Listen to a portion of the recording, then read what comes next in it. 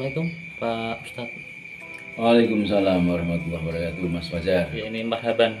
Ya Ramadan, selamat menjalani ibadah puasa Pak Ustadz. Sami-sami. Ya ini Pak Ustadz, mungkin tema yang berbeda dari malam hari ini terkait dengan puasa Pak. Nggih. Mungkin ada filosofi lain, puasa itu tidak hanya sekedar menjalankan menahan lapar dan haus, mungkin ada arti yang lain Pak Ustadz. Nggih.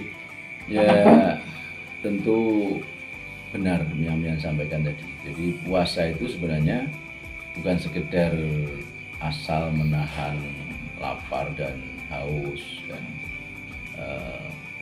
nafsu seksual saja.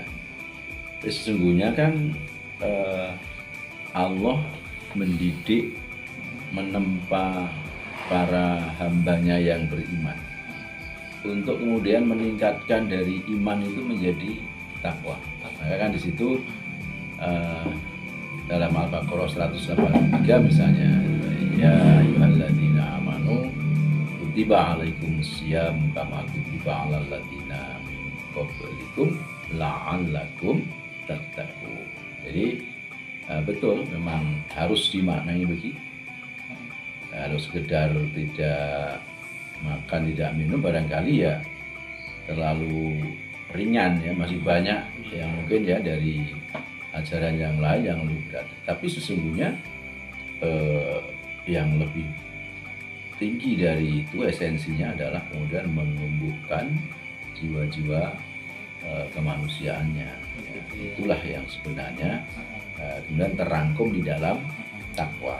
Gitu ya, seperti ada kepedulian ya Pak ya. Oke, jadi kalau misalnya mau dibahas kepedulian, ya tentu amat sangat cocok dan itu sebenarnya sangat tinggi lah.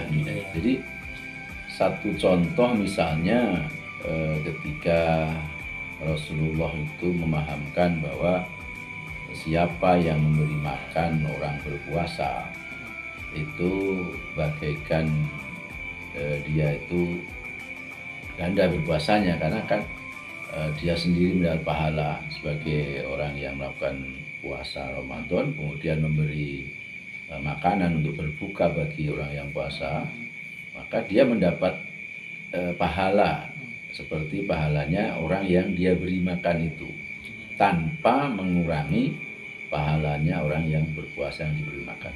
Masya Allah, ini kan tinggi sekali sebenarnya. Belum yang lain ya, itu ada dari sisi kepedulian dalam hal, dari sisi pengendalian diri, Masya Allah, luar biasa. Maka sebenarnya kalau bahasa saya kurikulum ya di dalam Islam itu kurikulum terbuka. Perhatikan pada Al-Baqarah 183 itu bukan otomatisasi ya, selesai puasa kemudian pasti kembali ke fitrah itu ya. Ingat bahwa di situ ada kata la'allakum tattaqun. Ya, terjemahan secara umum kan agar kalian, semoga kalian menjadi orang yang bertakwa, orang-orang yang bertakwa. Artinya kan masih ada kemungkinan untuk kemudian tidak. Nah, lebih diperjelas lagi pada sabda Rasulullah. Bahasa saya di situ ada reward, ada punishment. Rewardnya apa? Man soma Ramadana imanan wa ihtisaban ghufira lahu ma taqaddama min dzambi. Jadi akan diberi ampunan, rewardnya itu atas dosa yang telah dilakukan oleh orang yang berpuasa itu. Punishmentnya apa? Nah, terbuka juga bahwa ketika dia berpuasanya itu tidak sesuai dengan tuntunan Rasulullah, maka laisa lahu min siyamihi ilal juwal. Dia akan dapat apapun dari puasanya kecuali hanya lapar dan dahaga. Nah, bagaimana kemudian Rasul menuntun agar kita mendapatkan reward, kemudian terhindar dari punishment tadi? Ya, ada 3 larangan setidaknya bisa kita ambil. 3 larangan orang yang berpuasa yang kepingin puasanya itu bernilai. Yang pertama adalah fala yarfus atau fala rofas, tidak boleh rofas, tidak boleh berkata kotor. Ya, berkata kotor itu kan tadi bukan sekedar hanya menahan lapar, dahaga, enggak, sampai pada harus menahan lisan.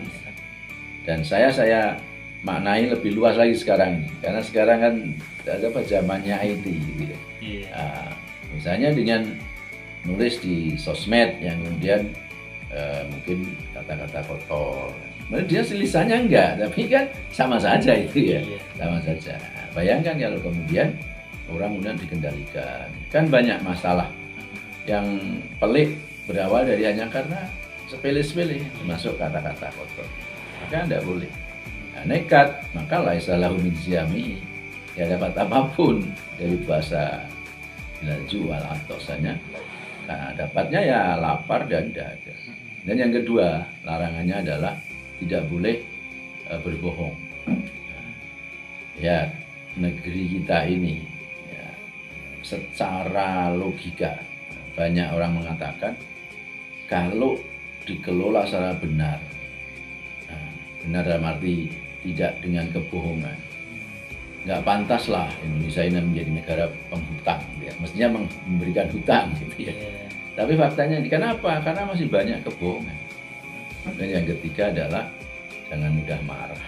Sampai Rasulullah kan mengingatkan, jika kamu atau diantara kalian berpuasa, ada yang menghina kalian, ada yang mengajak kalian berkelahi, jawablah, aku sedang berpuasa. Luar biasa nilai-nilai. Sehingga kalau ini kemudian kita hayati, kemudian terjadi kristalisasi menjadi iman tadi, menjadi takwa. Takwa itu sebuah perbuatan. Pastilah yang Anda sebut dan kepedulian tadi tercakup. Ya, salah satu contoh di Ali Imran 134 misalnya, indikator mutakin itu kan dibuka dengan alladzina yunfikuna bis-sarai wad-dharra. Jadi ketika dia itu mau berinfak, sekalipun dalam keadaan longgar ataupun sempit, nah sudah. Jadi berinfak, memberi, peduli pada sesama dalam Islam itu tidak harus menanti kaya, harus menunggu, tidak harus menanti, bahkan kondisi sempit pun diajarkan untuk peduli. Masya Allah. Itulah kira-kira ini ya, seorang muslim. Iya, makanya mutakin tadi, orang puasa itu kan harus menjadikan dirinya takwa. Takwa tadi dibuka dengan misalnya bercirikan ya, suka bersedekah, suka memberi, suka berinfak. Ya, bahkan tadi nggak harus menanti kaya, nggak harus menanti cukup, ya sudah, bisaro ibadorok dalam keadaan lapang maupun sempit. Yang kedua, wal kadhiminal ghaidh. Coba bayangkan kalau ini diamalkan. Apa wal kadhiminal ghaidh? Orang yang mampu menahan amarah, gitu kan? Nah, kalau kemudian orang itu mampu menahan amarah, luar biasa. Bahkan wa'afina aninas, kemudian mau memaafkan orang lain, ini luar biasa. Tidak marah, tidak gampang marah, dan gampang memaafkan, ya, luar biasa. Tidak gampang marah, tetapi justru mudah memaafkan. Lalu yang keempat cirinya, wallahu yuhibbul muhsinin. Allah mencintai orang-orang yang berbuat kebaikan. Bahkan yang kelima, waladina idza fa'alu fakhisatan aw dzalamu anfusahum zakarullah fastaghfaru lidzunubihim. Kesatria banget gitu. Jadi ketika orang itu melakukan kesalahan, kemudian dia ingat, maka nggak usah menanti setahun, segera minta ampun, segera minta maaf dari kesalahannya itu. Allahu Akbar. Sehebat itu sebenarnya nilai-nilai moral yang ditunjukkan oleh Allah dan Rasul.